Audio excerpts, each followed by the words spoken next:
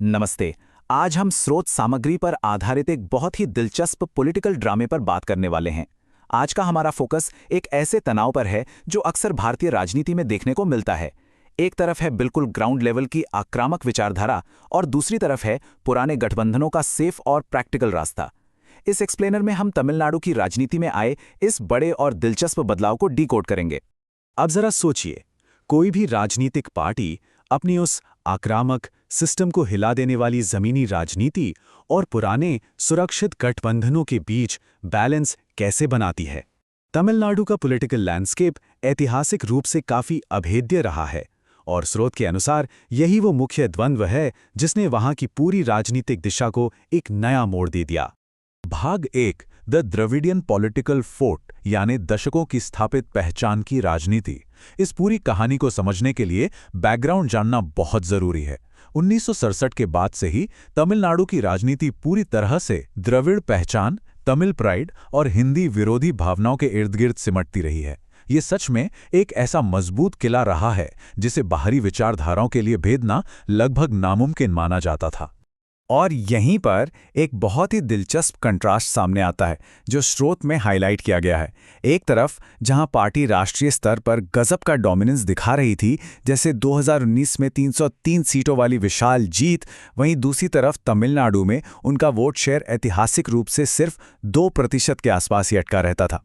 इसका सबसे बड़ा कारण ये था कि इस राज्य की राजनीति पूरी तरह से मजबूत बूथ नेटवर्क और बड़े स्थापित चेहरों के इर्द गिर्द चलती है। भाग 2 bureaucrat turned political disruptor the rise of के अन्नामलाई। कहानी में सबसे बड़ा ट्विस्ट यहीं से आता है जब एक नए लीडर की एंट्री होती है। इसने पार्टी की पुरानी डिफेंसिव अप्रोच को पूरी तरह से बदलकर उसे एक बेहद आक्रामक और डिसरप्टिव मोड में ला खड़ा किया। इनका ग्राफ देखिए कितनी तेजी से ऊपर गया। पुलिस फोर्स में उडुपी के सिंघम के नाम से मशहूर इस अफसर ने 2020 में आईपीएस से इस्तीफा दिया। उसी साल अगस्त में राजनीति में कदम रखा और आपको यकीन नहीं होगा, जुलाई 2021 तक उन्हें तमिलनाडु में पार्टी का अध्यक्ष बना दिया गया। ये एक बहुत ही रैपिड छलांग थी। स्रोत विस्तार से समझाता है कि कैसे इस डिसरप्टर ने पुराने इकोसिस्टम को सीधे चुनौती दी। जो ट्रेडिशनल अप्रोच थी वो पूरी तरह से एआईएडीएमके के साथ एक सॉफ्ट गठबंधन पर टिकी थी, लेकिन इस नए नेतृत्व ने क्या किया? उन्होंने सीधे द्रविडियन मॉडल पर सवाल उठाए, परिवारवाद को टारगेट किया और बिना किसी संकोच के एक मुखर हिंदू पहचान की राजनीति को आगे बढ़ाया। भाग 3 फोर्जिंग अ न्यू आइडियोलॉजी, युवाओं और सत्ता विरोधी मतदाताओं पर इसका प्रभाव। इस नई अप्रोच का असर जमीन पर साफ साफ दिखने लगा था। अचानक से कार्यकर्ताओं में गजब की एनर्जी आ गई, रैलियों में भारी भीड़ जुटने लगी और सबसे खास बात, युवाओं का एक बड़ा वर्ग इस नई लहर के साथ जुड़ने लगा। इस नए नेतृत्व ने उन ज्वलंत मुद्दों को मेन स्ट्रीम में ला दिया जिन पर पहले कोई खुलकर बात नहीं करता था। परिवारवाद की राजनीति हो, सनातन धर्म पर की गई टिप्पणियां हो, सिस्टम का भ्रष्टाचार हो या फिर मंदिरों का प्रशासन और अवैध धर्मांतरण, इन मुद्दों ने उस वैचारिक पहचान को पूरी तरह से बाहर ला दिया जो ऐतिहासिक रूप से यहां केवल एक डिफेंसिव मोड में दबी हुई थी। और इस आक्रामक रणनीति का नतीजा, डेटा खुद सारी कहानी बयां कर रहा है। जो वोट शेयर 2011 में 2.22% और 2016 में करीब 2.84% पर अटका था, वो 2024 के लोकसभा चुनावों में अचानक छलांग लगाकर सीधे 11.2% पर पहुंच गया। Double digit. ये सच में एक बहुत बड़ा डेटा ड्रिवन इम्पैक्ट था। भाग 4 the pragmatic alliance pivot, ideological purity versus alliance reality. लेकिन कहते हैं ना, हर बड़े बदलाव के साथ कुछ मुश्किलें भी आती हैं। इस तेज ग्रोथ ने पार्टी के पुराने और पारंपरिक सहयोगियों जैसे एआईएमडीके के साथ एक गहरा घर्षण पैदा कर दिया, क्योंकि उन्हें इस सीधे चैलेंज से खतरा महसूस होने लगा था। यहां पार्टी के सामने एक बहुत बड़ी दुविधा खड़ी हो गई। 2 रास्ते थे। पहला था लॉन्ग टर्म विजन, यानी स्वतंत्र रूप से आगे बढ़ना और अपने कैडर का आक्रामक विस्तार करना, और दूसरा था सेफ पॉलिटिक्स, यानी एआईएडीएमके के साथ गठबंधन बनाए रखना और 2026 के लिए समझौता करना। स्रोत के मुताबिक नेतृत्व ने अंततः आइडियोलॉजिकल पुश को रोककर एक सुरक्षित और व्यवहारिक गठबंधन को चुना।